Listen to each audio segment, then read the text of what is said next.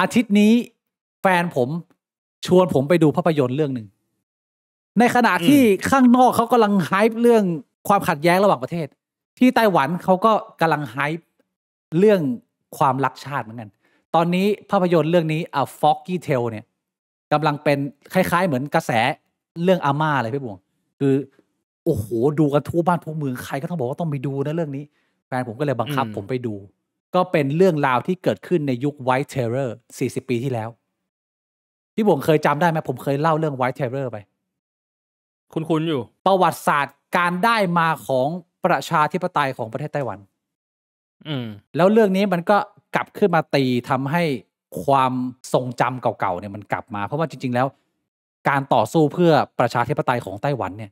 เชี่ยพี่บวงบอกเขาเลยว่าความรุนแรงที่เมืองไทยที่เจอเนี่ยเทียบชั้นกันไม่ติดเลยนะความเถื่อนของรัฐบาลก๊กมินตั๋งในสมัยนั้นกับความสู้ของคนไต้หวันน่ะถ้ามึงได้มาดูรายละเอียดมาดูอะไรพวกนี้นะที่แม่เรียกว่าล้างกันเป็นครอบครัวสมัยนั้นนะมึงจะเห็นครอบครัวที่แบบอยู่กันเต็มๆน้อยมากเพราะมันจะต้องมีคนตายมันต้องมีคนสู้กับรัฐบาลมันก็จะแบบพี่ชายหายไปอะไรเงี้ยเรื่องราวนี้เนี่ยผมไม่สปอยนะแต่ว่าเป็นภาพยนตร์ที่ดีมากในเรื่องของบทและเนื้อเรื่องแล้วก็สิ่งที่เขาฝากไว้แต่ว่ามีจุดบกพร่องจำนวนมากนะอันนี้ผมขอติเล็กๆน้อยๆเรื่องโปรดักชันหรือความสมจริงในการแสดงหลายจุดเนี่ยมีปัญหามากแต่เขาก็ชูว่ามันไม่ได้เป็นเหมือน real life เต็มที่มันเป็นเหมือนเทลเป็นเหมือนเรื่องเล่าดังนั้นผมคิดว่าเรื่องนี้เนี่ยไม่น่าจะมาไทยและอาจจะหาดูยากมากผมเลยอยากจะมาเกริ่นแล้วก็เล่าสิ่งที่ผมได้จากเรื่องนี้แล้วกันเล็กๆน้อยๆคือFoggy Tale เนี่ยเป็นเรื่องที่ผสมผสานเรื่องจริงแต่เอามาประกอบให้มันกลายเป็นเรื่องใหม่แต่เอามาจากเขาโครงเรื่องจริงที่เกิดขึ้นจริงๆนะใน40 ปีที่แล้วเป็นเรื่องของเด็กผู้หญิงคนหนึ่งคือมึงย้อนกลับไปสมัยยุคที่อากงเรายังเป็นเด็กๆนะยุคนั้นน่ะในบ้านมึงมันไม่มีอะไรมีค่าเว้ยเงินมันก็ไม่ได้มีค่ามากสิ่งที่ไม่มีค่ามากคือชีวิตของคนในครอบครัวแล้วเรื่องนี้เนี่ยเด็กผู้หญิงคนนี้เนี่ยคือเสียไปหมดแล้วไม่มีพ่อแม่เหลือพี่ชายคนเดียวแต่พี่ชายตัวเองเนี่ยเป็นคนที่รับอุดมการณ์ในการต่อสู้กับรัฐบาลก๊กมินตั๋งนั่นหมายความว่าเป็นคนที่ถูกตามล่าตัวคือมึงไม่สามารถใช้ชีวิตเรียนหนังสือทำงานได้ตามปกติมึงต้องไปหลบอยู่ตามป่าตามนาตามถ้ำสมัยก่อนมีคนรุ่นอากงอาม่าเราเนี่ยหลบอยู่เยอะนะเว้ยแล้วก็หากินแบบอยู่แบบคนป่าเนี่ยแล้ววันดีคืนดีพี่ชายเขาโดนจับแล้วก็ถูกยิงประหารแต่ว่าไปโดนยิงประหารที่ไทเปซึ่งเป็นเมืองหลวงอยู่ทางภาคเหนือแต่ว่าเด็กคนนี้เด็กผู้หญิงคนนี้เป็นเด็กที่มาจากเมืองกูพี่บุ๋งเมืองเจียยี่ภาพยนตร์เรื่องนี้ถ่ายทำที่เจียยี่บ้านเกิดแฟนกูเลยแล้วก็จะเห็นบรรยากาศของสถานีรถไฟหรือว่าโรงพยาบาลอะไรพวกนี้ที่กูก็เคยเห็นกูก็มีโอกาสไปเยี่ยมมาแล้วนะเรื่องราวก็คือว่าเด็กคนนี้เหลือพี่ชายคนเดียวแล้วรู้ว่าทางการส่งจดหมายมาบอกว่าพี่ชายเสียแล้วนะคุณจะมารับศพหรือจะให้เอาศพไปทิ้งแต่ค่าเอาศพเนี่ยต้องใช้เงินแบบถ้าตีเป็นเงินปัจจุบันก็อาจจะแบบเป็นแสนเป็นล้านนะซึ่งเด็กมันไม่มีไงแล้วเด็กคนนี้ก็คือไม่เหลืออะไรแล้วก็เรียกว่าหนีออกจากบ้านญาติมาเลยแล้วก็เดินทางจากเจียยี่เนี่ยขึ้นไปด้วยจุดประสงค์เดียวคือต้องการไปเอาศพพี่ชายตัวเองเอากลับมาฝังที่บ้านคือชีวิตไม่เหลือเหี้ยแล้วมีเหลือแค่พี่คนเดียวก็จะเป็นเรื่องราวของการเดินทางของเด็กผู้หญิงคนหนึ่งที่ไม่มีอะไรเลยแล้วพยายามไปหาศพพี่ตัวเองแล้วเอากลับมาให้ได้ก็คือเรียกว่าดราม่าน้ำตาแตกพี่บวงแต่ผมไม่สปอยเนื้อเรื่องแล้วกันอันนี้คือดูเทรลเลอร์ก็เข้าใจแต่สิ่งที่น่าสนใจคืออันนี้คำว่า A Foggy Tale แปลเป็นไทยอาจจะประมาณว่านิทานของสายหมอกประมาณนี้ผมคิดว่าคนส่วนใหญ่อาจจะไม่ได้ดูแล้วผมขออนุญาตเล่าเรื่อง Foggy Tale แล้วกัน A Foggy Tale เป็นเรื่องเล่าที่พี่ชายเขาเคยเล่าให้กับน้องสาวเขาฟังก่อนที่เขาจะเสียแล้วมันเป็นเรื่องที่มันฮีลใจคนที่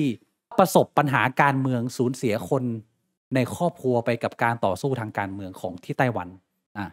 เรื่องมันจะประมาณนี้เรื่องที่มันเล่าคือพี่ชายเล่ากับน้องสาวไว้ว่าก่อนที่เขาจะโดนยิงประหารนะเขาบอกว่าในทะเลเนี่ยมันมีหยดน้ำที่เป็นเพื่อนกัน2 หยดน้ำเนี่ยคุยกันบอกว่าเรา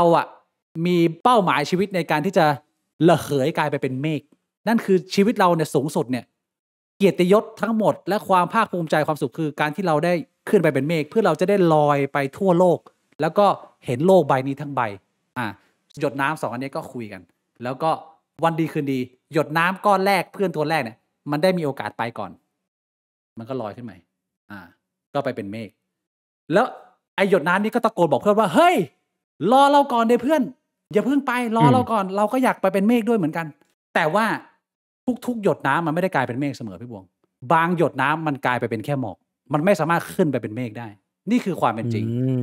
ไอหยดน้ำก้อนที่2เนี่ยมันก็ลอยไปแล้วมันก็ไปติดอยู่แค่ระดับหมอกแล้วมันก็น้อยเนื้อต่ำใจแล้วก็แบบว่าไม่เห็นคุณค่าของชีวิตตัวเองก็เลย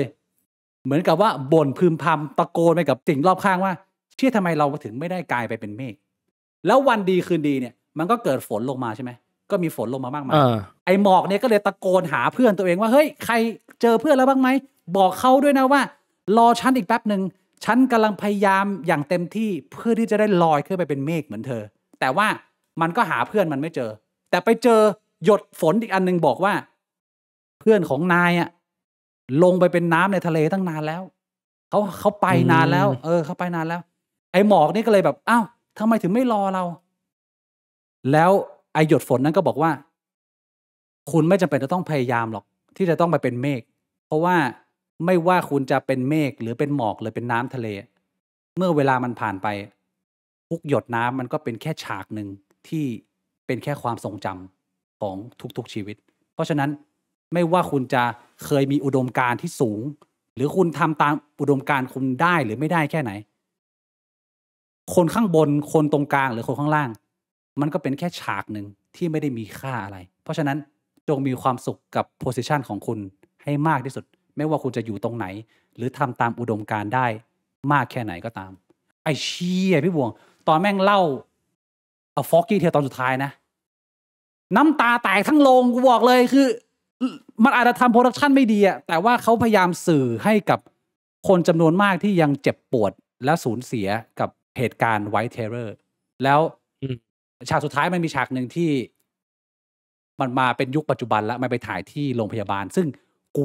ก็ไปรักษาไอ้เหี้ยซึมเศร้าที่โรงพยาบาลนี้กูก็เลยแบบมีความผูกพันไงเขาก็จะพยายามฉายเห็นว่าเวลาคุณเดินผ่านคนแก่คนหนึ่งที่อายุประมาณ80-90นึกไว้ว่าชีวิตเขาเขาผ่านยุคไวท์เทเลอร์มาเขาเป็นอาจจะเป็นอากงคนหนึ่งที่เคยวิ่งเข้าไปอยู่ในกอหญ้าสู้กับรัฐบาลจีนที่แบบว่าเดินมาเห็นคนไต้หวันคนไหนพูดจีนกลางไม่ได้แม่งเอาไม้ทุบอะไรเงี้ยคือสมัยก่อนแม่งโหดขนาดนั้นไม่บวงนี่อันนี้คือFoggy Tale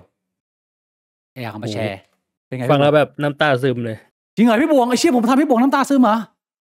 โอ้ฟังแล้วมันก็อินนะพี่เล่าแล้วมันก็อินไอ้เชี่ยผมก็นั่งน้ำตาแตกอยู่ในโรงเมื่อวานทำดีมากเขาพยายามจะให้กำลังใจทุกๆคนนะก็ผมไม่รู้ว่าภาพยนตร์เรื่องนี้จะเข้าไทยหรือเปล่านะแต่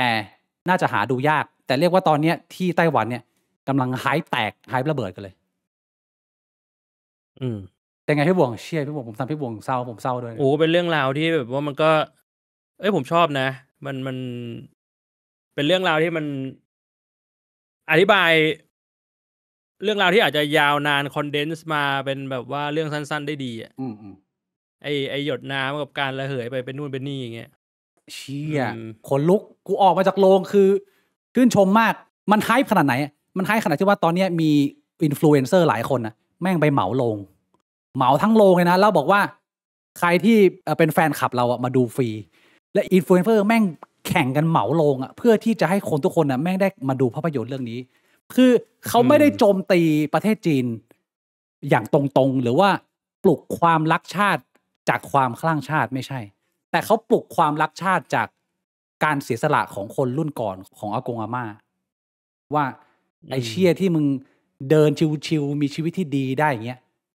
มันมีคนเป็นหลายแสนแบบเรียกว่าระดับ500,000 คนไต้หวันที่แม่งสู้แบบสู้ทั้งที่มึงเห็นว่าไงมึงก็แพ้คนสมัยก่อนคนจีนนะพี่ชายตายน้องชายแม่งเติมต่อน้องชายตายน้องสาวแม่งเติมต่อคือกลุ่มปฏิวัติที่สู้กับรัฐบาลคือแม่งเติมเรื่อยๆพี่บวงคนแม่งถูกขังเป็นแสนโดนทรมานโดนข่มขืนกันอีกหลายแสนแม่งก็ไม่หยุดใช้เวลา40 ปีกว่าจะได้ประชาธิปไตยกลับมาเนี่ยคือไต้หวันพี่บวงคือฟังว่าแบบใช้เวลา40 ปีเราก็ไม่ค่อยเห็นภาพนะแต่ว่ามันนึกดูไอ้เชี่ยเราเพิ่ง35เองนะใช่ไงคือแม่งแบบ แม่งทางชีวิตคนอ่ะที่แม่งแบบทรมานที่โอ้จีนแผ่นดินใหญ่มาแม่งตีคนเป็นหมูเป็นหมาแม่งอยู่กันเนี่ย40 ปีมึงคิดดูว่าแม่งสู้ขนาดไหนคนจำนวนมากที่มีตังก็อาจจะบินไปอเมริกาบ้างอะไรเงี้ยแต่ไอคนที่แม่งบินไม่ได้แม่งก็สู้อยู่งั้นเลยพี่บวงเชี่ยคนจีนก็ถือว่าไม่ธรรมดานะเว้ยคนจีนไต้หวันนี่นะก็ถือว่าเอามาแบ่งปันนะโหเชี่ยทำพี่บวงน้ำตาแตกผมรู้สึกเศร้าเลยพวก